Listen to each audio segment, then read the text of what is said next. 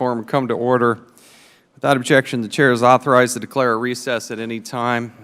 We have the third in a series of hearings that we're doing examining the federal administration of the Safe Drinking Water Act, dealing with the crisis in Flint, Michigan.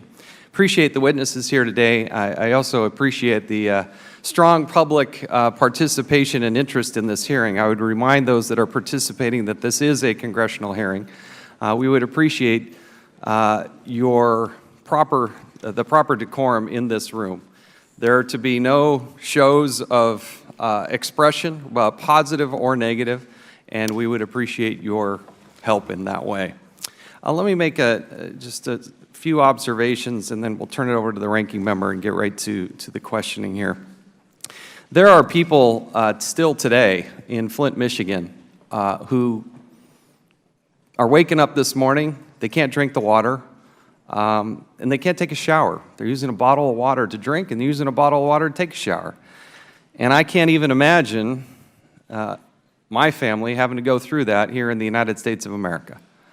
I was able to visit Flint with a number of members here on this past Saturday, and this is a crisis, and it affects a lot of people. And I think these hearings have been very productive. There are people that have been exposed to drinking lead-laced water for more than a year. And this is, I believe, a failure at every level, and I think most everybody has acknowledged that. Let's remember that Flint City was a city in crisis. Financial situation was dire at best.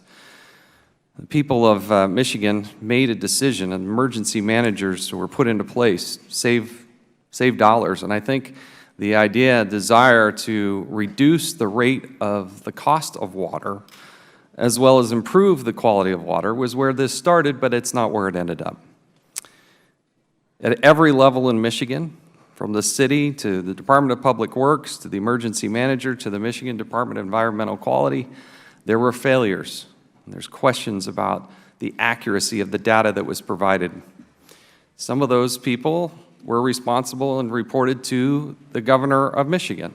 And I appreciate the governor volunteering and suggesting that coming here and testifying before Congress to tell his version of the story was an appropriate thing. And Governor, I appreciate your willingness to come talk to this body, because there are some serious questions, and we do want to get to the bottom of it. The Congress also has responsibility and jurisdiction over the EPA. The funding of the EPA, obviously being a federal organization, we have jurisdiction, and it's proper and important that we look at things from that perspective as well. In February, Leanne Walters, who's here in the audience with us today, finally got fed up with what was going on, where she managed to get a hold of the EPA, and Miguel del Toro from the EPA showed up on the scene and started to test the water. He should be highly commended for his actions and the things that he did. And I appreciate Leanne Walters and her family for stepping forward, and can't even express, I just can't even imagine what her and her family and her son, who I met, got a picture with, what they've been through.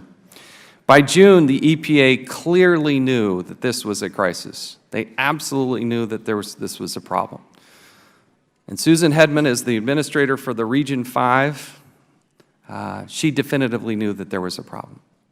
The mayor at the time in Flint asked what had happened. Is the water safe to drink?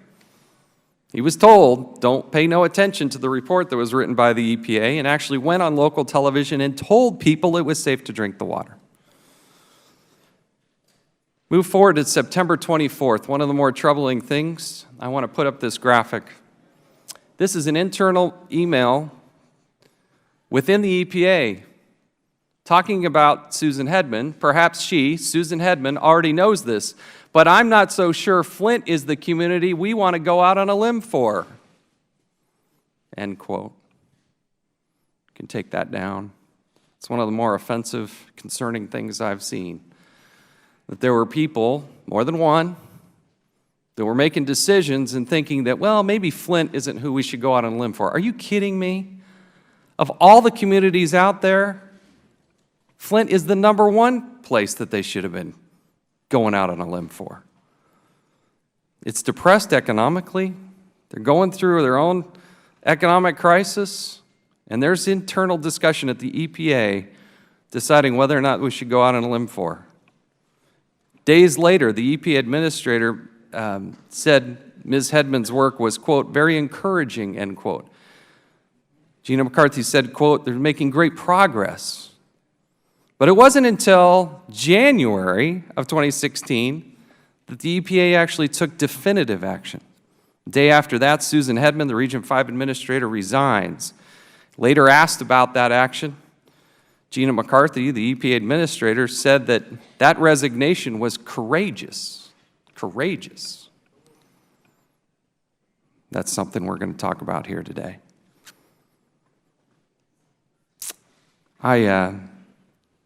I've seen a lot of things before this committee, but I've got to tell you, the lack of action here, the lack of letting people know so they can make an informed decision is very concerning. It's very concerning. Let's now recognize the ranking member, Mr. Cummings. Thank you very much, Mr. Chairman. And I, too, agree that this is a tragic situation. But let's be clear. This is not just on the EPA. It's much bigger than that. And so I take a moment, first of all, to thank Leanne Walters, Professor Edwards, and to the people of Flint, many of whom have come here today. They're lined all outside these walls, unable to get in, and probably feeling left out. But they probably felt left out for a long time. And so, Mr. Chairman, I take this moment to thank you. You didn't have to do this. I asked you for a hearing, and you granted us 3 hearings. And I really appreciate that. You see, because I live in a neighborhood where lead is a problem. I'm very sensitive to this issue. Governor Snyder has been described as running the state of Michigan like a business. Well, what if this was a business? What if a CEO ran a company that sold toys laced with lead that children put in their mouths? What if those children were poisoned as a result? And what if that CEO ignored warnings for more than a year as those kids got sicker and sicker and sicker? There's no doubt in my mind that if a corporate CEO did what Governor Snyder's administration has done, he would be hauled up on criminal charges. The board of directors would throw him out, and the shareholders would revolt. This is similar to what is happening now to Governor Snyder. The special counsel for the state attorney general's office has launched an investigation. And he says, I didn't say this, he says, that state officials could face charges including breach of duty, gross negligence, or even manslaughter. Charges, he says, are, and I quote, not far-fetched, end of quote. On our committee, we've obtained documents showing that people all around the governor, including his chief of staff, were sounding the alarms, but he either ignored them or didn't hear them. So we're talking about quotes. Let's talk about them. In October 2014, the governor's top legal advisor had warned that Flint should, and I quote, get back on the Detroit system as a stopgap as soon as possible before this thing is too far out of control. End of quote. That's the chief of staff.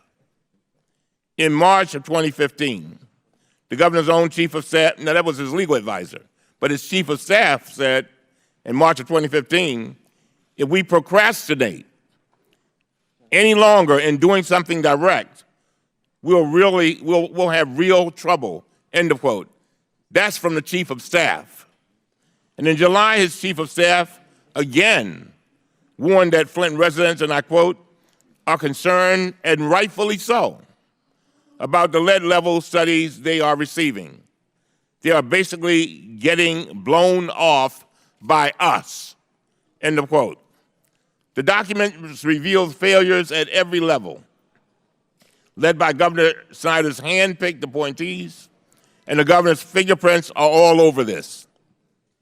His Department of Environmental Quality, his Department of Health and Human Services, his inner circle of top aides, his press staff, and his chief of staff, and of course the emergency managers the governor put in charge of Flint. There will now be an entire generation of children who suffer from brain damage, learning disabilities, and many other horrible effects of lead poisoning that were inflicted on them by Governor Snyder's administration.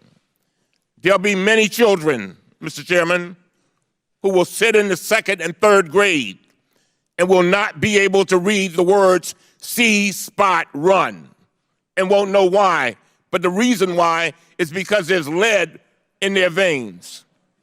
Now, Republicans are desperately trying to blame everything on the EPA. So let me say this. I agree that the EPA should have done more. They should have rushed in sooner to rescue the people of Michigan from Governor Snyder's vindictive administration and his utter incompetence at every level. Governor Snyder's administration had primary responsibility for enforcement under the Safe Drinking Water Act, not the EPA. Governor Snyder's administration chose to switch to the Flint River for a source of water, not the EPA. Governor Snyder's administration ignored warnings from the Flint water treatment plant supervisor not to go forward with the switch, not the EPA. Governor Snyder's administration falsely told the city of Flint that corrosion control was unnecessary, not the EPA. Governor Snyder's administration delayed corrosion control for months and harmed thousands of additional people in the process, not the EPA. Governor Snyder's administration overruled the Flint City Council's vote to return to clean Detroit water, not the EPA, as I close. So yes, I agree. The EPA should have snatched control out of Governor Snyder's hands even sooner than they did. But Governor Snyder's administration caused this horrific disaster and poisoned the children of Flint. On the governor's website, his motto is, and I quote, "Reinventing Michigan, getting it right, getting it done," end of quote. It's hard to imagine a more misleading slogan. It also says this, and I quote, "We will learn from this experience," end of quote. And so, as I said earlier in the other hearing, these children, when we're dead and gone, these children will suffer for what we failed to do. And so, Mr. Chairman, as I've said to you before, we have to be the last line of defense. We have to be it, because generations yet unborn will suffer. But we've got to do everything in our power to mitigate that. I look forward to the hearing, and I yield back. Thank the gentleman. We'll hold the record open for 5 legislative days for any members who would like to submit a written statement. We'll now recognize the first and only panel.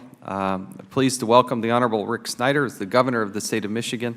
We also have the Honorable Gina McCarthy, Administrator for the Environmental Protection Agency. Pursuant to committee rules, if you will both rise and raise your right hand. Do you solemnly swear or affirm that the testimony you're about to give will be the truth, the whole truth, and nothing but the truth? Thank you. Let the record reflect that both witnesses answered in the affirmative. We normally have a 5-minute rule, but you are welcome to take the time that you need for your verbal comments, and your entire written statement will be made part of the record. Governor Snyder, you're now recognized. Chairman Chaffetz, Ranking Member Cummings, and members of the committee, Thank you for the opportunity to speak with you today about the crisis in Flint and the actions we are taking to ensure that nothing like this ever happens again. Let me be blunt. This was a failure of government at all levels, local, state, and federal officials. We all failed the families of Flint. This isn't about politics nor partisanship. I'm not going to point fingers or shift blame.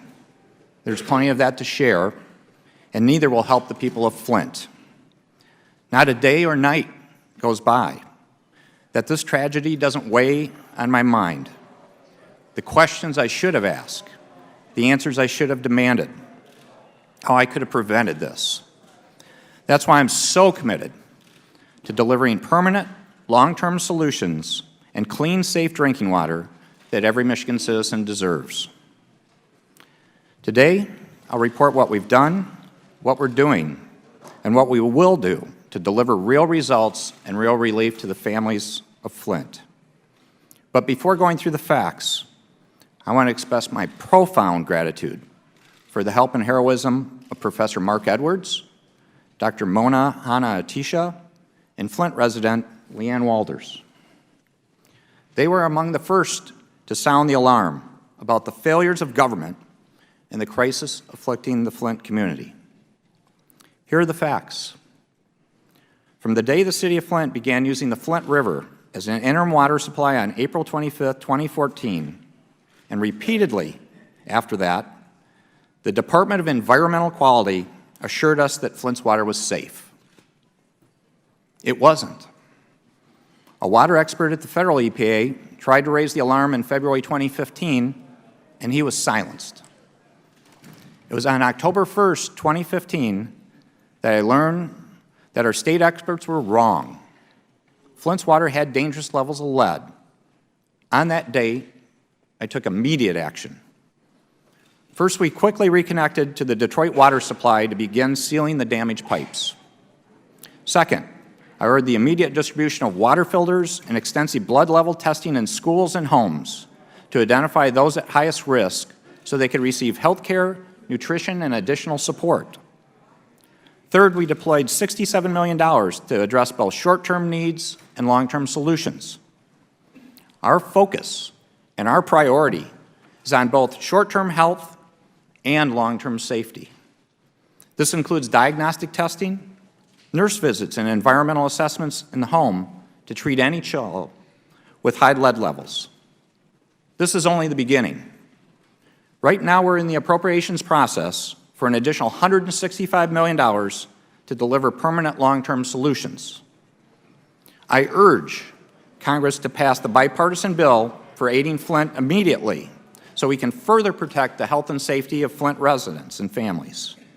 From identifying every pipe that must be replaced to providing long-term medical support, we're working with local leaders like Mayor Karen Weaver and our representatives here in Washington to deliver the assistance our citizens deserve. We are holding those who failed accountable, and we're being open with the public about how these failures came about, including releasing my emails and my staff emails relating to this water crisis. We are in the process of publicly releasing relevant documents from the state agencies involved, so the people will have an open, honest assessment of what happened and what we're doing to fix it. We also began a thorough investigation of what went wrong. We've uncovered systematic failures at the Michigan Department of Environmental Quality. The fact is, bureaucrats created a culture that valued technical competence over common sense, and the result was lead was leaching into the residents' water.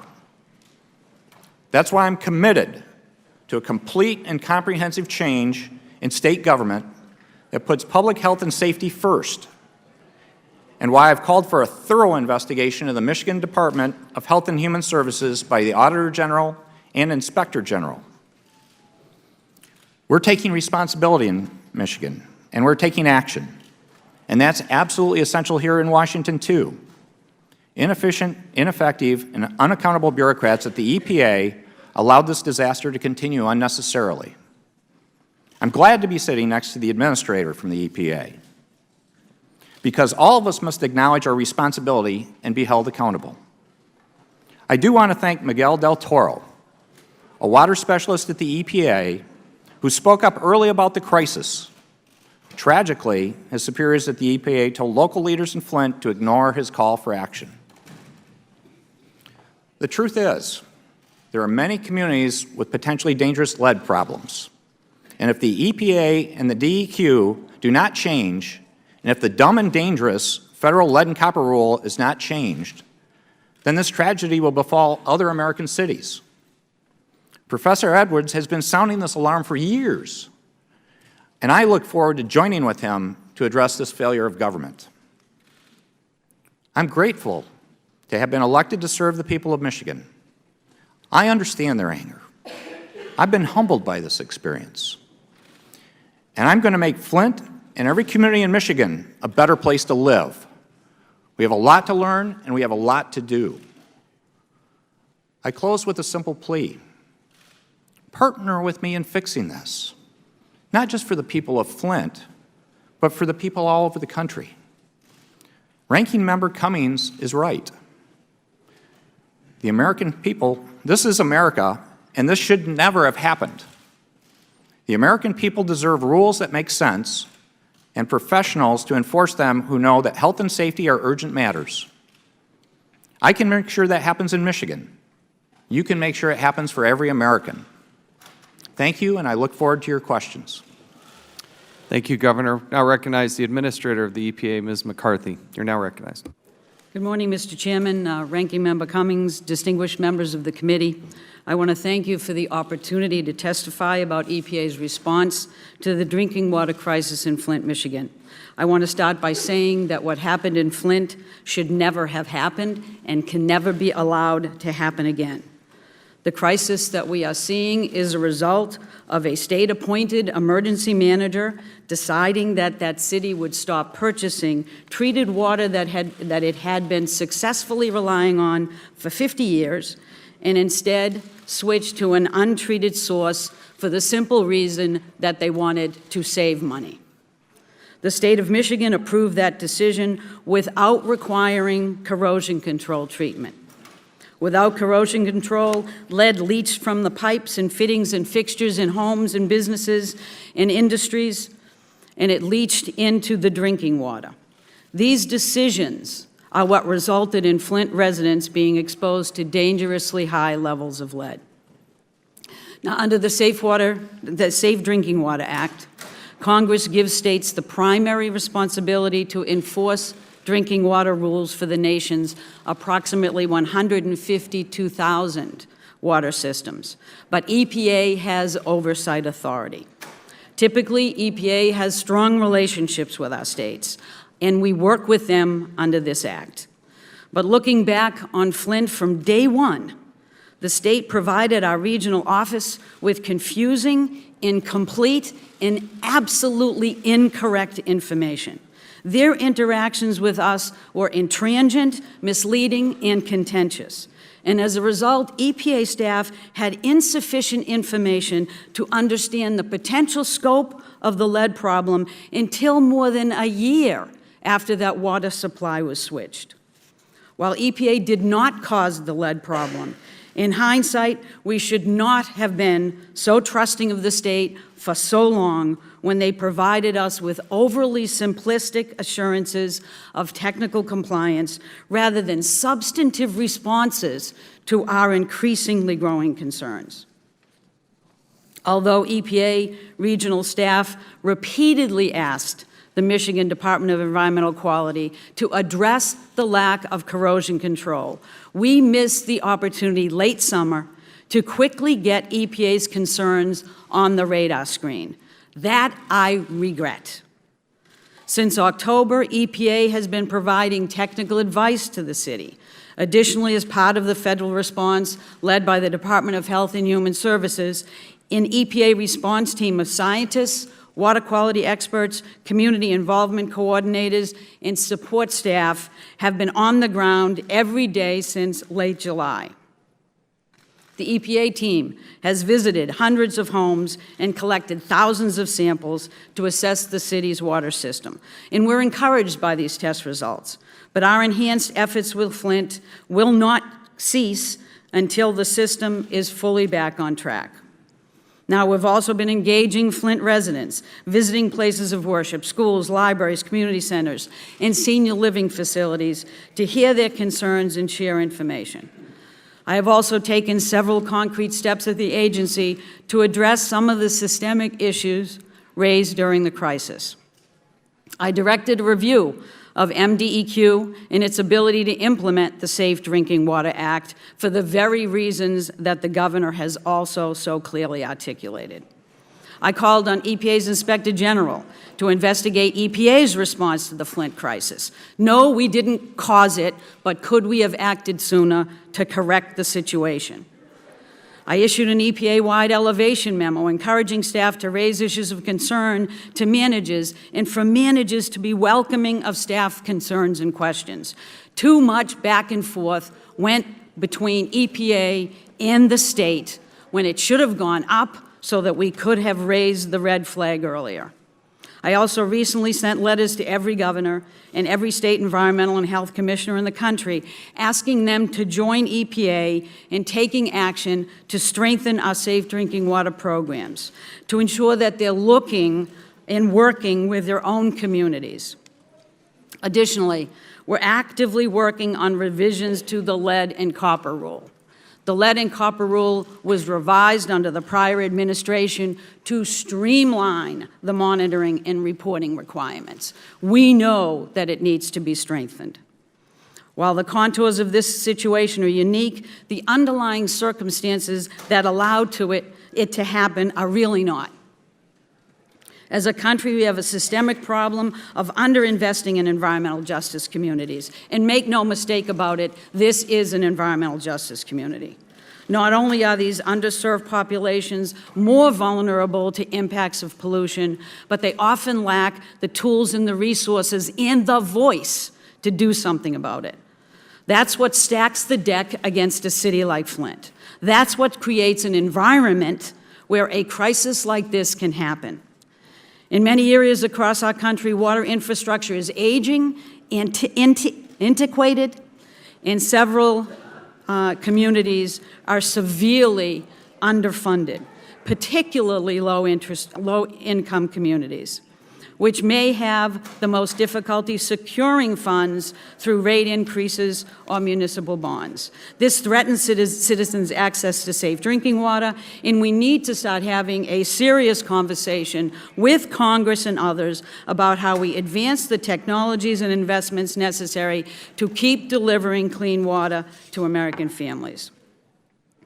I'm personally committed to doing everything possible to make sure a crisis like this never happens. Having been to Flint, having met with the families, having met with faith leaders, having looked at where we're distributing waters, having worked hard to make sure that communities have the information that they need to stay safe. You cannot do anything but be personally committed. But we know that no one portion of government can do it alone. None of us can do it alone. We need the cooperation of all of our colleagues at every level of government and every branch of government and beyond. Thank you. I look forward to answering your questions.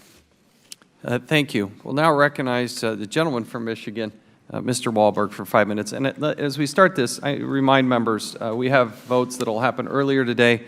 I really do need everybody to stick to the 5 minutes so that we can get the maximum number of people to participate here. Both of these people have pressing schedules as well. So if we can adhere to the 5 minutes, I'll start to gavel you down right then. But we'll start by recognizing Mr. Wahlberg for 5 minutes. Mr. Chairman, thank you, and I'll take that certainly to heart.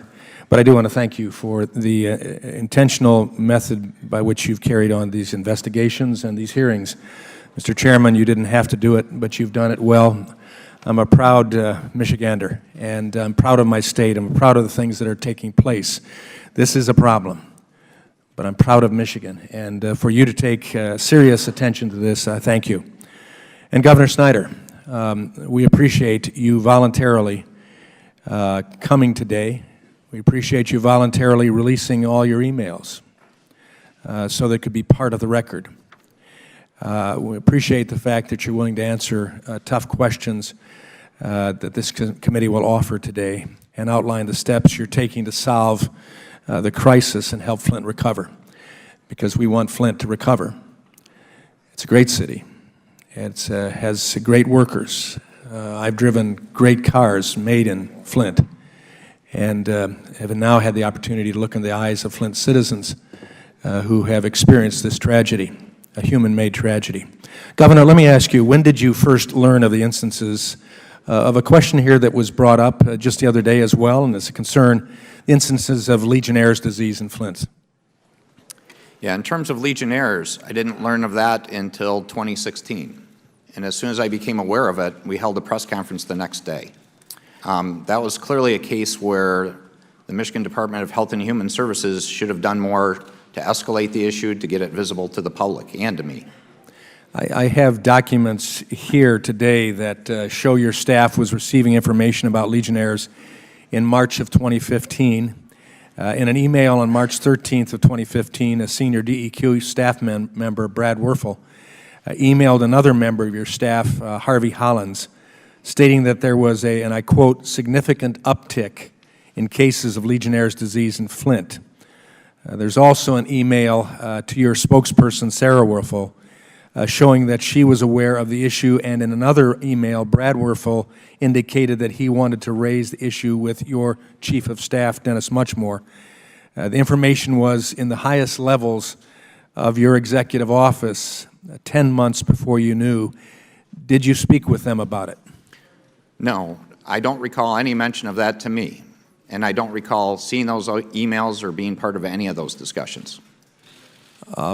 If that's the case, then what can you tell us about whether there is a connection between an outbreak of Legionnaires and the Flint River? Well, obviously, given the change in water source, it's a concern. And we're going through the investigation at this point, and all parties are cooperating. The federal government, state government, outside experts are all working this issue. We actually brought in expertise from Wayne State University that I know you're familiar with. Congressman Wahlberg, an outstanding institution in terms of an additional researcher to look at the causation connection. I'm happy to share some information with you that will give some perspective on the number of cases and what we have information on so far. I actually have a chart. I don't know if it's available to people, but I'd be happy to share that in terms of seeing some of the numbers themselves. I would ask the chairman if we could have that submitted for the record. Without objection so ordered, we'll get a copy and distribute it to members as soon as we can photocopy it. If staff could come down and get that piece of paper, that would be great. Okay. What I would also say is I've also asked for an investigation by the Inspector General and the Auditor General of the State of Michigan, which is an independent organization, to go look at the Department of Health and Human Services with respect to this whole discussion of what was disclosed, the processing of this, because this should have been handled better. Yeah. Administrator McCarthy, does the Safe Drinking Water Act provide you with the authority to act in a situation like Flint? It does when we have the appropriate information, sir, yes. Upon receipt, it says, upon receipt of information, the EPA administrator may take any action she deems necessary to protect human health. In September 26, 2015, you wrote an email to an EPA official that appeared in the AP last night, in fact, a report.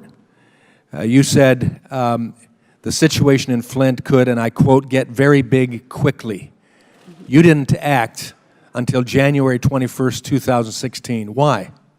Well, sir, the action that we were recommending or would have taken was action that was already happening. It was only until January did I realize that the state wasn't continuing and the city wasn't moving forward quickly enough to address the issue. But that was very late in the game, sir. The gentleman's time has expired. Members are advised that the piece of paper the governor was referring to is evidently already in all of the packets. I believe it's the last page. Thank you. We'll now recognize the gentleman from Pennsylvania, Mr. Cartwright, for 5 minutes. Thank you, Mr. Chairman. Governor Snyder, I'd like to ask you some simple questions, and I remind you that you are under oath today. First, I think you said this in your testimony, but you do admit here today before this committee that you and your administration failed the people of Flint. I've made that clear in terms of my State of the State address where I And said... your own task force found that your Department of Environmental Quality was, quote, primarily responsible for the crisis in Flint. Do you also admit that here today? Yes, and I took actions immediately based on their Your recommendations. task force found that your officials at MDEQ did not implement corrosion control, which, quote, led directly to the contamination of the Flint water system. Do you admit that here today? The lack of corrosion controls led to this issue. And you admit that it was your officials at MDEQ that did not implement corrosion control, which led to that, right? They did not instruct the city of Flint to do corrosion controls. Is that a yes? Again, they wouldn't be doing the corrosion controls. That's a city responsibility, but they failed in what I deem would have been common sense to say they should have. Governor Snyder, do you admit that you personally received a letter on January 18, 2015 from Flint's mayor begging you to take action and warning, quote, there is nothing more important in Flint right now than fixing the water problems, on January 18, 2015? Do you admit receiving that letter? I received a letter from the mayor dated that, and I took action on items within that letter.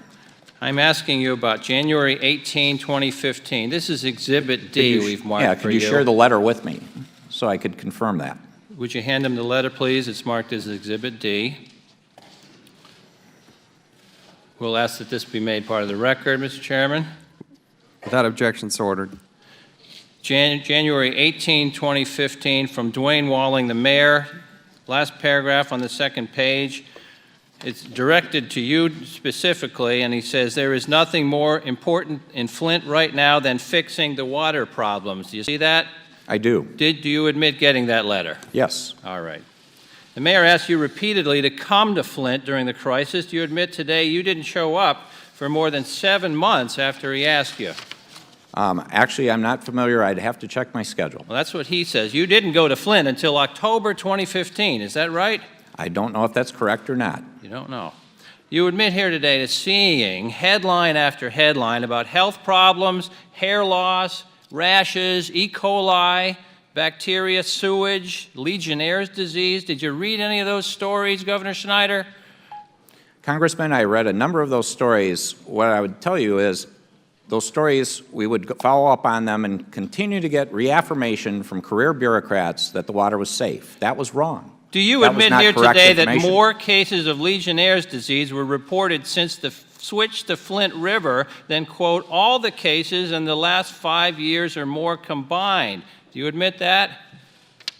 Yes, and that's why I provided a table that shows you a number do. of these cases were at healthcare facilities. In terms of the numbers, there were 87 cases You in the admit two-year here period. today that even after the whole world knew that Flint Congressman, residents are- were exposed to unimaginable levels of lead, you did not declare a state of emergency until January 2016. Isn't that true? I took immediate action. As soon as I learned there was a lead issue, we started issuing filters to people, doing water testing, doing blood testing. Governor and to be open Snyder, with you, I wish more would have been plausible done. deniability only works when it's plausible, and I'm not buying that you didn't know about any of this until October 2015. You were not in a medically induced coma for a year. And I've had about enough of your false contrition and your phony apologies. Susan Hedman from the EPA bears not 1/10 of the responsibility of the state of Michigan and your administration, and she resigned, and there you are, dripping with guilt, withdrawing your paycheck, hiring lawyers at the expense of the people, and doing your dead-level best to spread accountability to others and not being accountable. It's not appropriate. Pretty soon, we will have men who strike their wives saying, I'm sorry, dear, but there were failures at all levels. People who put dollars over the fundamental safety of the people do not belong in government. And you need to resign too, Governor Snyder. I yield back. Gentleman yields back. We'll now recognize the gentleman from Michigan, Mr. Amash, for 5 minutes. Thank you, Mr. Chairman. Thank you, Administrator McCarthy, and I'd like to welcome you, Governor Snyder, and thank you for your willingness to appear before this committee. Governor, you spoke about the broken culture at many of the agencies and state government. How are you working to change the culture within the agencies, specifically the Michigan Department of Environmental Quality, that were negligent or reckless and failed the citizens of Flint? It began by changing leadership. I accepted the resignation of the department director, and to put it in perspective, this was a department director that had served under 2 prior governors with distinction. But we had this issue. It was time to accept his resignation. Essentially, under civil service rules, we've terminated the head of the water division. That was the one that made the terrible decisions with her team to say it should be 2 6-month studies instead of doing corrosion control. She was a 28-year veteran of the department. We're going to spend time. We are going to change this culture. A bureaucratic culture that focuses on technical compliance and doesn't have a sense of urgency should not be serving our citizens. There are many good, hardworking people that do work for the state of Michigan. There are 47,000. But I am committed to finding the instances where these people haven't gotten the idea that we work for the citizens, and I am going to be relentless in following up to make sure we make the changes necessary that this never happens again, whether it's in water area or any area of our state. Governor, did state employees intentionally withhold information from you? I don't believe that was the case. What I would also say is we had a report from the Office of Auditor General that responded to Senator Ananick, and I know you're familiar with Senator Ananick, that one of their conclusions was I don't believe they found any willful misrepresentation. And what are you doing to make sure that state employees communicate with you, especially regarding issues of great importance like the people of Flint? I stood up in front of the entire state of Michigan in my State of the State address and said, these people that made these terrible decisions that showed a clear lack of common sense failed us. But since they work for me, I am responsible for their actions. And I take that responsibility, and I kick myself every single day about what I could have done to do more. But I told the people of Michigan that there's a commitment, a passionate commitment, to say we are going to change the culture in these places. I apologize to the people of Flint. They deserve that. I understand why they're angry. It's terrible what they're having to go through. But I made a commitment to fix the problem. I can't take some damage that's been done, as Ranking Member Cummings said, but there's a lot we can do to help the people of Flint address so many issues, and I am absolutely committed to do that. And we are following through and getting that done. And I'm going back to Flint tomorrow to roll up my sleeves and keep working that issue. Governor, what is the state's expected budget surplus, and how much of that money will be spent on helping the people of Flint? In terms of, I presented the budget in February for the state. In terms of surplus, we're actually going through 2 or 3 steps. I've asked for a total, including 2 supplementals or 3 supplementals that have already been passed, but a total of $232 million to help address issues in Flint, covering all areas, from the water system and infrastructure to nutrition to health to well-being to economic development, all these fields to do whatever we can possible in terms of improving things in Flint. Several of these have already passed our legislature. In addition, I asked for $165 million that would have been a rainy day fund deposit to go into a state infrastructure fund to say this is not an issue just for Flint, but let's start putting aside the long-term resources to say we have an infrastructure problem in the state of Michigan that's a national problem. Let's get these lead pipes out of the ground. Let's look at setting the right standards. That's why I call the federal lead and copper rule dumb and dangerous. It is. And in Michigan, I am making a commitment. I will be proposing legislation. I will be pushing to do everything to put a much more stringent standard in, because the people of our state and our country deserve better than they're getting today. I have a question for Administrator McCarthy. If Susan Hedman had not resigned, would you have fired her? That was an issue I didn't need to face, sir. As you know, Susan took the choice to submit her resignation, knowing that people would question whether that meant she accepted some type of guilt or responsibility for this. She fully accepted responsibility for the situation, and she resigned, and I accepted that resignation. I thought it was the right step for her to take. So the question remains, though, would you have fired her? I didn't have to face that decision, sir. I yield back. Gentleman's time has expired. Now recognize the gentlewoman from the District of Columbia, Ms. Norton, for 5 minutes. Thank you, Mr. Chairman. I very much appreciate this hearing, and I appreciate both of you coming. I went to Flint, Michigan, especially since the District of Columbia had its own lead corrosion crisis about 15 years ago. I was impressed with the many federal agencies that were there, but I see responsibility on the part of the federal and the state levels, and I think this House has found this, and I commend the House for passing a bill from the Energy and Commerce Committee that says that, and it's pending in the Senate, that the EPA must notify residents when water samples show lead levels for the highest 10% of homes at above 15 parts per billion if state and local agencies don't do it. So this protocol, this banter between the state and the federal agencies is very distressing when you're talking about irreversible lead in the water. But Mr. Governor Snyder, you appointed your own task force. It appears not to have minced any words. It's a task force that, to your credit, you appointed in December 2015, and it says that the state of Michigan bears, and here I'm quoting their words, primary responsibility, end quote, for the water crisis in Flint. Do you accept this conclusion from your own task force, the people you, I take it, appointed? Hey, Congresswoman, I appreciate you referencing that group. Actually, I appointed them in October within 2 weeks of learning of this crisis, because I believe we need it outside. I have to give you credit, because this task force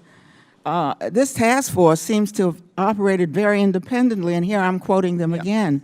We believe the primary responsibility for what happened in Flint rests with the Michigan Department of Environmental Quality.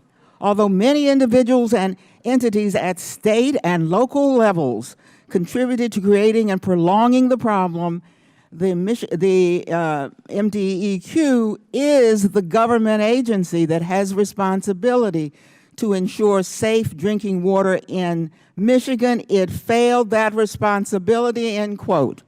And I accepted the report, and I took immediate action. Thank you very much. I'm just trying to make clear, and to your credit, you ought to want to spread this on the record, because this task force, and here is what is really interesting to hear them say, and here I'm quoting them, found that there was aggressive dismissal, belittlement, and attempts to discredit those efforts and the individuals involved. Do you agree with this finding of your own task force? I do. And those things never should have happened, and those folks are no longer with us. This quote seems to indicate that there was an attempt to discredit the work of others who apparently ultimately proved to be right. And again, I'm giving you credit for this task force, but I think this task force shows that the state has accepted the responsibility. The most serious finding was that the task force found that Michigan actually caused this poisoning. It said officials, and I quote, did not require the task force found that the lead and copper rule required corrosion control treatment. That's to keep lead from leaching into the water, which your officials, and I quote them, said it was not required when the switch to the Flint River. They're saying that they found it was, quote, not necessary, according to the task force report, and that this failure, quote, led directly to the contamination of the Flint River water system. It seems to me, Governor, that your administration has already taken responsibility for what happened, and that your own task force takes that responsibility. It seems to me here today, each and every response should be to echo your own task force, that the responsibility lay with the state of Michigan. The state knew what to do in time, and it did not do what it knew had to be done. And I thank you, Mr. Chairman. Gentlewoman yields back. We now recognize the gentleman from Florida, Mr. Micah, for 5 minutes. Mr. Chairman, members of the committee, I think a lot more failed in Flint than the water. It's a failed city. We have many of them not only in Michigan but across the country. Since we started these hearings, it's amazing. I've talked to staff, and we've gotten information that probably dozens of communities are facing the same thing, and they're coming forward and saying that they have unsafe drinking water and high levels of lead, and their kids are being poisoned.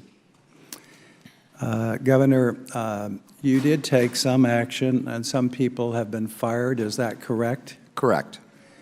I guess the Flint waterhead, several others, and you suspended other people. Is that correct? Correct. And you said everyone shares some blame, including yourself, right? Correct. What disturbs me is, well, first of all, Administrator McCarthy, you had the ability to act when you find out that things aren't going right in these systems. You have the compliance authority under law, don't you? Yes, sir. Yes, sir. And who was fired or held accountable in EPA? Well, sir, you have to look at Was whether or anyone not- fired? No, sir. In fact, what disturbs me, I checked to see, like Hedman, who was in charge, she was underneath you as a regional Administrator Hedman, yes. She was getting vacation time bonuses, got the last one May 28th, while the regional administrator is getting vacation time bonuses while the kids are getting poisoned. She finally resigned herself. You never fired anyone. You have great people working in EPA. Thank you. This Mr. Del Toro should get a congressional gold medal. Mrs. Walters blew the whistle. She came to the local authorities. We had the mayor in here. She told me in March of 2015, she met the mayor at the library, and he promised to do everything. She went to City Hall April 3rd or in the beginning of April, and no one would see her. She was put off, and to the day of the hearing the other day, the mayor had never talked to her after that. And I said this, now you're pretty experienced. You had the EPA. You can read Del Toro's report. It's incredibly accurate. This Which is one, sir? dated in June. Yep. And not a damn thing was done until January of this year. I think And so. I went back and asked Mrs. Walters, I said, well, when did they finally come in? Because the mayor and others and your EPA administrator from the district said that, oh, we acted immediately. They didn't act. They gagged Mr. Del Toro. Did you ever see this report, Administrator? I did see that report. When did you yes. see the report? I don't recall the exact day. Well, in the June last summer? Sir, I would suggest Did you that if see this report? Of course. Again, a high school student could take this report and determine that kids were getting poisoned. He confirmed it. He went in and tested everything, the pipes in the building. He looked at the lead lines. He did a thorough examination. Then he detailed all the things we've heard about, this calendar of failure of Flint, the Legionella, et cetera, violations going back, and you told me you had the authority. You have the compliance authority. Did you ever shut these programs down or go after them? Sir, we were You did not. Okay. You did not. No one acted. Now, I heard calls for resignation. I think you should be at the top of the list. Again, Well, sir, our if you'd job, let me the answer, I local might be job, able to they ease- failed at the local level, they failed at the state level, and we failed at the federal level. And who's in charge? The district head gets a vacation bonus, the kids get lead poisoned, and you're still in office. Mr. Chairman, I yield back. Gentleman yields back. Thanks for the opportunity to answer. You're welcome. Did you have something you wanted to say? It would be good if I could, sir, Sure. if you wouldn't mind. Well, I think it's important to know that when we found out finally, because the MDEQ told us on April 24th, prior to that there was no corrosion control treatment, reversing what they had earlier told us that they did corrosion control in this system, that we had already told MDEQ that they actually had to require the city of Flint to move ahead with corrosion control treatment, well in advance of that memo. No, In- let her finish. Thank you. And we consistently said the same thing. That is a report on 3 homes in the same area. Because of the complexity of lead, we did not and could not have made a concerted judgment about whether it was a systemic problem. When we had the information, when we received it from MDEQ, which wasn't until July 21st, we told them, we're done talking, we now know it's a systemic problem, you do it or we'll do it. They said we'll do it, and since that point in time, MDEQ slow-walked everything they needed to do that precluded us from being able to jump into the rescue. That is what happened. And if people are worried about whether we silenced Miguel del Toro, Miguel is a hero on this. He remains a central part of our decision-making. He's one of our experts we rely on. The simple fact is that MDEQ was the one who told everybody outside that he was a rogue employee to discredit him, just as the MDEQ was doing, as the governor's task force said, in trying to discredit anybody who said there was a problem with that drinking water system. Wow. We were strong-armed, we were misled, we were kept in arm's length, we couldn't do our jobs effectively. Mr. Chairman, I just ask that Mr. Del Toro's report of June be included in the record at this point. Thank you, and I yield back. Without objection, so ordered. Wow, you just don't get it. You just don't get it. You still don't get it. We'll now recognize the gentleman from Virginia, Mr. Conley. Well, Mr. Chairman, thank you. I get it. We're trying to make sure that blame is shifted here. It's interesting for a committee that has practiced Allison and Wonderland techniques with management. Off with your head. So when there's a problem at OPM, off with the head of OPM. Off with the head of the CIO at OPM. Off with the head of John Koskin and the head of IRS. Off with the head of Lois Lerner. But Governor Snyder, apparently, my friends on the other side of the aisle, want to make sure your head is securely on your shoulders. Governor Snyder, do you believe in the philosophy of a government that says we ought to push responsibility and power to the lowest level we can, as close to the people as we can? As a general rule, yes.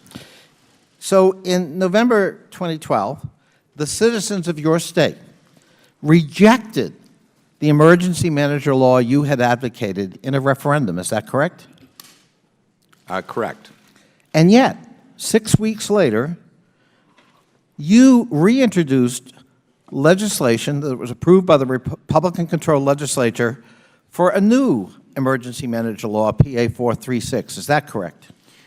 There was a law that took into account the concerns of the citizens, and it was passed by a duly elected legislature that represents the people of the state of Michigan. So that law then allowed you to bypass the local governance of the city of Flint and to appoint an emergency manager to act for and in the place and stead of the government, of the governing body, and the office of chief administrative officer of the local government, quote, unquote, from the law. Is that correct? Going back to your original question, you said generally. This is a case where there was failure in terms of city management. I appreciate it, but I'm just asking a yes or no here. Did you appoint an emergency manager pursuant to that law? Yes. Yes. And that meant the mayor and city council could not exercise any powers unless your hand-picked emergency manager let them. Is that correct? Initially, yes. Last week, our committee staff traveled to Flint, and they conducted a transcribed interview of the last emergency manager you appointed, Gerald Ambrose. By the way, you appointed, not Ms. McCarthy. We asked him if he considered the City Council impotent during his tenure. His answer on the record was absolutely. Do you know how many pages of edicts were issued by your appointed emergency managers in this tragic time period, Governor? No, but also let me respond to your comment about Ambrose. Hold on. Let me just show you, because I only got 5 minutes. Ladies and gentlemen, hold them up, please. These are the stacks of edicts issued by your emergency managers, not by the City Council of Flint. Now, do you know how many of those 8,000 pages dealt with meaningful steps to protect the citizens of Flint from lead flowing through their pipes, Governor? Your appointees. No. Not one. Not one. Congressman, I encourage you to go wait a look minute. at public Wait a minute, act- Governor. It's my 5 minutes. I'm sorry. I wish I had 10. Then I'd give you all the time in the world. This is a failure of a philosophy of governance you advocated. There's no evidence, even after you were warned by the mayor of Flint, they had problems, and he begged you to come to Flint. You ignored him. We have no evidence of you traveling to Flint for 7 months, Governor. 7 months. I'm glad you're sorry now. I'm glad you're taking action now. But it's a little bit late for the kids in Flint whose health has been compromised, for people whose health and immunity systems were already compromised, for a city in America that is on its knees because of your emergency manager's decision to save $4 million. And now it's going to cost a lot more to clean up. And the taint and the stain that state government has put on this country in the form of Flint will be a long time being erased.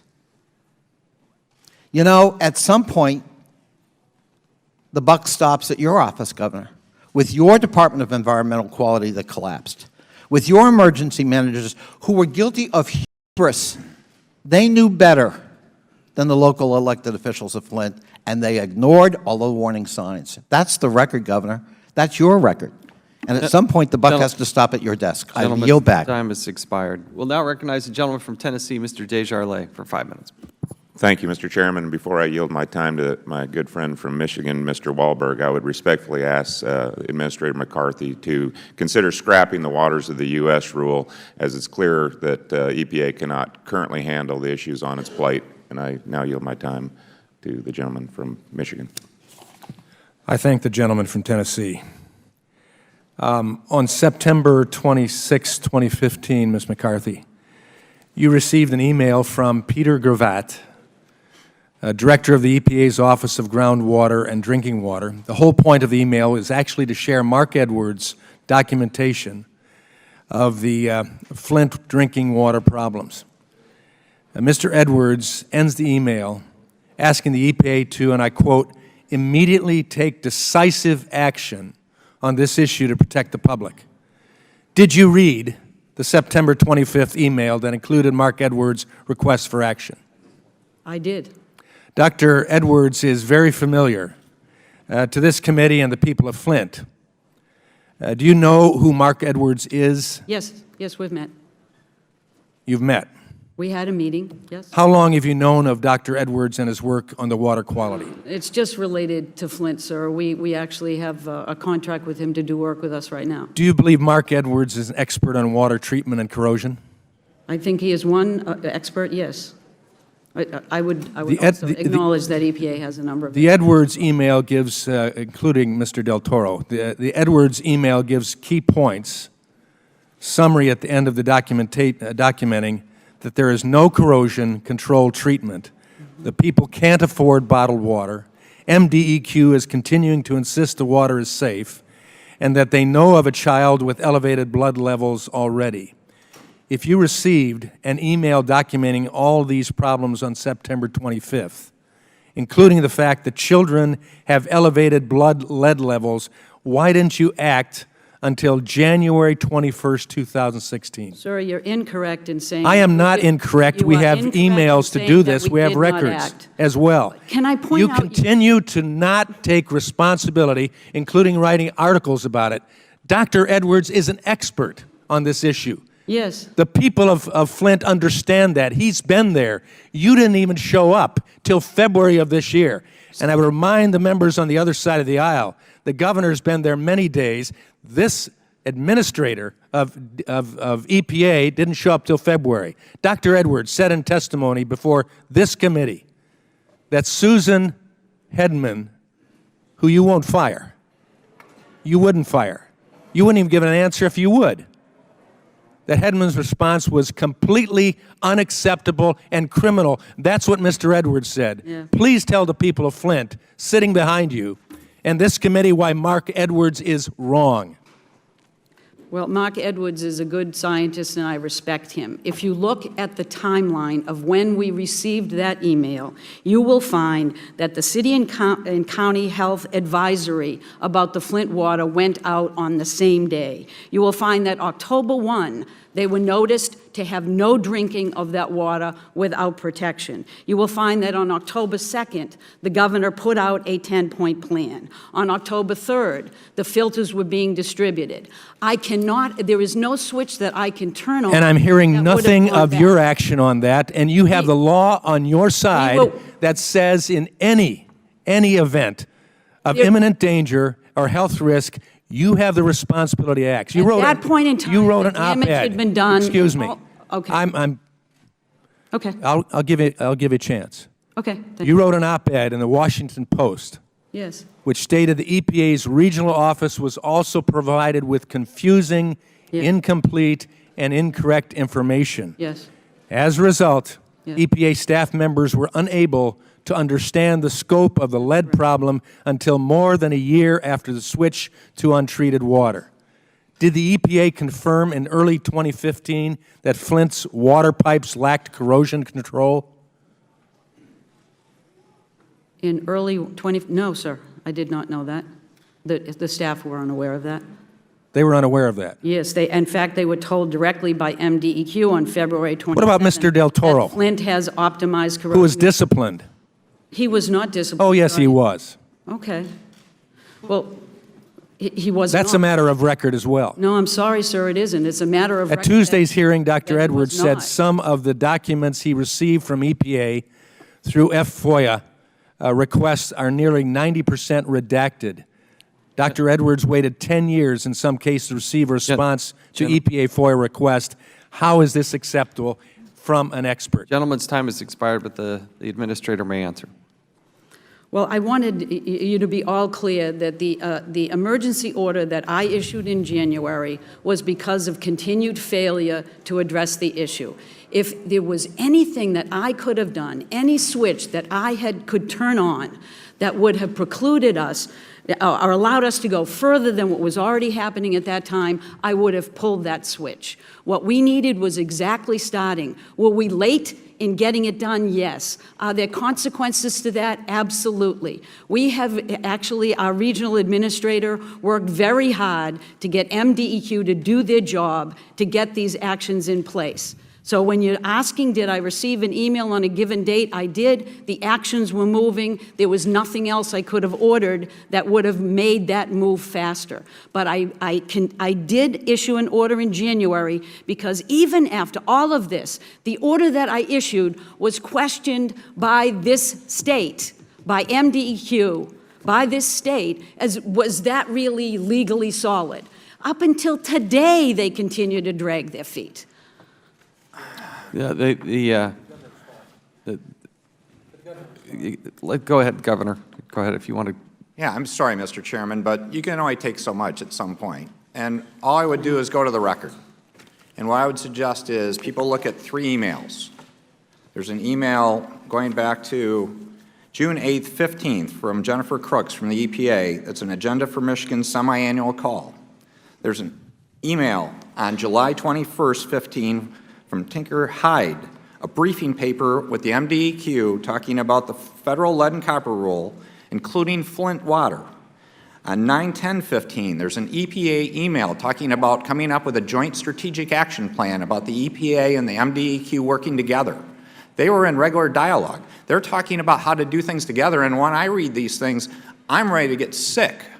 We need urgency. We needed action, and they keep on talking. And it's not about fighting. They're just not getting the job done.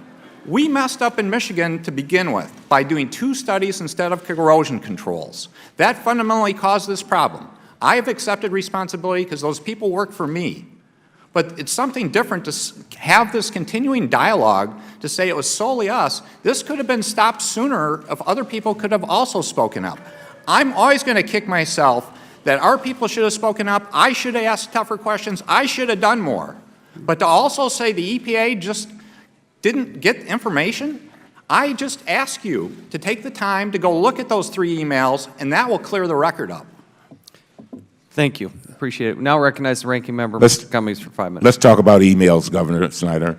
You have represented to the public that you were unaware of the disaster building in Flint until September 2015. I find it hard to believe that a crisis of this magnitude completely escaped your attention for so long. It is clear that your senior staff, people who report directly to you daily, were very aware of what was taking place in Flint. October 12, 2014, one of your top advisors wrote an email to your chief of staff, Dennis Muchmore, saying this, and I quote, "As you know, there have been problems with the Flint water quality since they left the DWSD system, which was a decision by the emergency manager there. I think that we should ask the emergency manager to consider coming back to the Detroit system in full or in part as an interim solution to both the quality and now the financial problems that the current solution is causing. I see this as an urgent matter to fix." End of quote. Governor, did your chief of staff, who I assume reports directly to you, your right-hand man, did he tell you these concerns urgently needed to be fixed in October 2014? Did he tell you that? I don't recall. I recall during that time period we had issues, and I got briefings and we discussed issues about color and odor of the water. There was also a concern about E. coli. Okay, you said. So there were several issues, but none of them related to lead because these. But you knew there was a problem with the water. Again, did you get the email? Did you? I did not get that email. Okay. I remind you, you're under oath. To my knowledge, I did not receive that. Okay, I hear you. In February 2015, your chief of staff made the following statement, and I quote, "After all, if the GM refuses to use GM as in General Motors, refuses to use the water in their plant, and our own agencies are warning people not to drink it, the differential between what we now collect and what we would pay DWSD is not significant. We look pretty stupid hiding behind some financial statement," end of quote. Did you talk to him about the concerns in February 2015? I can't recall specific discussions, but we had continuing dialogue about color, odor issues in the water. We were tracking issues that were resolved on E. coli, then TTHM. The GM issue was a matter of chloride in the water. It was acceptable, according to our experts, for human consumption. It did create issues. Although it was rusting away, brand new, the water was rusting away, brand new parts at GM, it was okay for human consumption. Is that true? And I don't think that was Mr. Early's testimony, by the way. To put it in perspective, Ranking Member Cummings, these are the kind of red flags, though, that I kick myself. Okay. You wish you would have asked more questions and more challenges, but I was getting advice that the... Oh, no, I want you to finish your kicks. On March 2nd, 2015, your chief of staff offered the following assessment about Flint. Quote, "It's tough for everyday people to listen to financial issues and water mumbo-jumbo when all they see is problems. If we procrastinate much longer in doing something direct, we'll have real trouble," end of quote. Governor, did your chief of staff, your right-hand man, talk to you back there in March? My chief of staff, we had ongoing discussions. I can't recall a specific discussion in March. We had ongoing discussions, and he was right to raise concerns. All right. We took actions, including The maximum grant we are allowed to do was a $2 million grant we did earlier in the year to help Flint with water infrastructure. We also were working on getting filters. All right, Concerned pastors came to us. I'm running out We of got- time, and I want to be obedient to the time restraints. The next day, Mr. Muchmore complained of the lack of, quote, lack of empathy for the residents, end of quote. Again, this is your right-hand man, and he subsequently said this on your DQ director, Dan Wyatt, and I quote, "I really don't think people are getting the benefit of the doubt. Now they are concerned, rightfully so, about the lead level studies they are receiving from the DEQ samples. These folks are scared and worried about the health impacts, and they are basically getting blown off by us," end of quote. Governor, did you talk to your chief of staff about those concerns? I had continuing dialogues with my chief of staff, and he went out and sought advice or expertise from the career bureaucrats, not just in one department, but in the Department of Environmental Quality. All right, the water Governor- experts continue to reaffirm the water was safe. The people in the Department of Health and Human Services kept on saying they didn't see an elevation in blood lead levels, and they were wrong. Governor, it seems That's the like problem. there are two basic possibilities. Either your chief of staff told you about these concerns and you did nothing, or he didn't tell you and you are an absentee governor. I yield back. Thank the ranking member. I'll now recognize myself for 5 minutes. Governor, you've apologized, correct? Correct. There been people that have been fired? Correct. Anybody also dismissed or otherwise retired? Yes. Did the state of Michigan do something wrong? Yes. Administrator McCarthy, the EPA in your mind, did the EPA do anything wrong? I don't know whether we did everything right. That's the challenge that I'm facing. No, the challenge you're facing right now is my question. And my question is, did the EPA do anything wrong? I think we could have been, I would hope that we would have been more aggressive. I would hope that we would have escalated this issue. If we could have done absolutely anything to stand on a rooftop and scream about the challenges we're having Okay, and the so concerns, you're we should have just done not, it. here's the fundamental difference. First of all, we have jurisdiction here in Congress on the EPA. I don't have jurisdiction on the governor. I don't have jurisdiction. I have jurisdiction to call him up here, and Republicans did call him up here. He volunteered to be here, and we are investigating. This is our third hearing on this topic. But here's the fundamental difference, and I hope you and I hope everybody understands this. I see responsibility. I see people that are getting fired. I see changes. I see an admission that there was fundamental wrong that happened in the organization. But then when I turn to the EPA, has anybody been fired? That's a question. No, sir. Has anybody been dismissed? No, sir. When the EPA Region 5 administrator there, Susan Hedman, the day you finally did take decisive action, when you were questioned about that, you said that her act of stepping down was courageous. I did. I'm going to ask you again. Did the EPA do anything wrong? The EPA worked very hard. Let me make one Okay, distinction. no. Let me make one No, because No. I have another question The- for you. No, hold on. Okay. Did Mark Edwards has testified here twice. He doesn't have a dog in this fight other than he wants good quality health for people, and he wants good, clean water. And he happens to know the science behind the water. On those two hearings, did Mr. Edwards say anything that you think was wrong, or maybe you don't, or inaccurate? Do you think Mr. Edwards said anything that was inaccurate or wrong in those two testimonies? I think he was not at all informed about what EPA did. I think he knows nothing about the law, which he readily admits. He knows He doesn't nothing. know how we're supposed to work in the system. He doesn't understand that the problem itself was the responsibility of the states. Oversight was our responsibility. We took that seriously, and we conducted it. Does that mean I don't have regrets? Because I'd really like No, to that's step a whole back different here, sir. standard. Everybody But- can say that's cheap. Oh yeah, we just got regrets. That's cheap. That's cheap. Well, so okay? you have to look at how the law works, and we did. Yeah, you know what? And it failed. You failed. You said, quote, if there is any anything I could do, if there was any That's it. switch I could pull, Yeah. you had that under the law and you didn't do it. No, sir, I did not have that under the law. Yes, you did. If I there had is an enforcement imminent threat, authority. if there is an imminent threat, you can pull that switch. And Only you finally if we did in also- January. only if we- Administrator, you are wrong. There's two parts to that, sir. You skipped the second. What's the second part? You need to have the information to determine an imminent And substantial so threat. why do we which even need an we EPA? did- If what- you can't do I'm that, sorry. you were in those homes. Well, No, let me take I the am phone asking now. the questions. Okay. Yes, okay. In February is when you first arrived on the scene, and it wasn't until January of the next year that you actually did something. That's the fundamental problem. Don't look around like you're mystified. That's what happened. Miguel Del Toro showed up in February. You didn't take action. You didn't.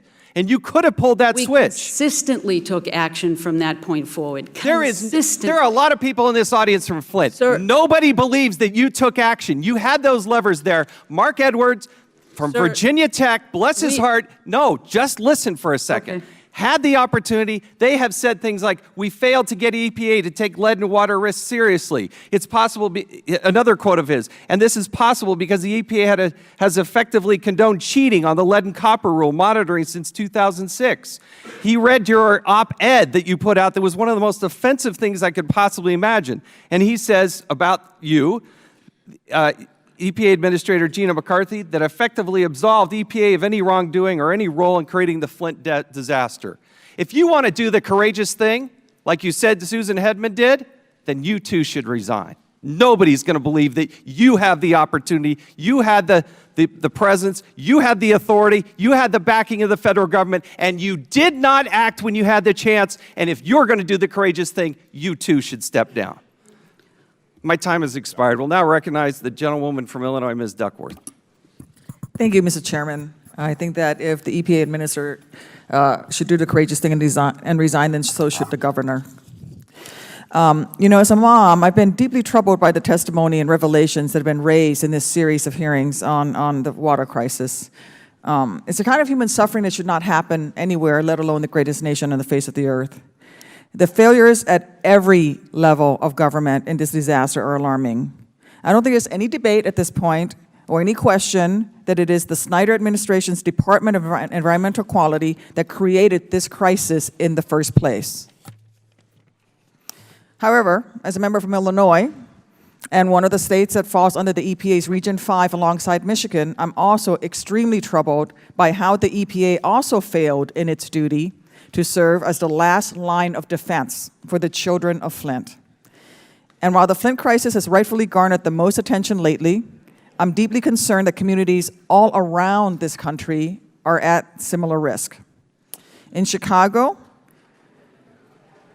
we have one of the better quality water systems in the nation, but we're also learning that under the deficiencies in the lead and copper rules testing protocols, our Department of Water Management is conducting testing that in high-risk instances, and I quote, systematically misses the high lead levels and potential human exposure. Furthermore, a report from the Chicago Tribune found that since 2003, more than half of the sampling sites tested by the Chicago Department of Water Management were in homes owned by department employees and might not be located in high-risk areas. So, Administrator McCarthy, when water systems such as in Flint or Chicago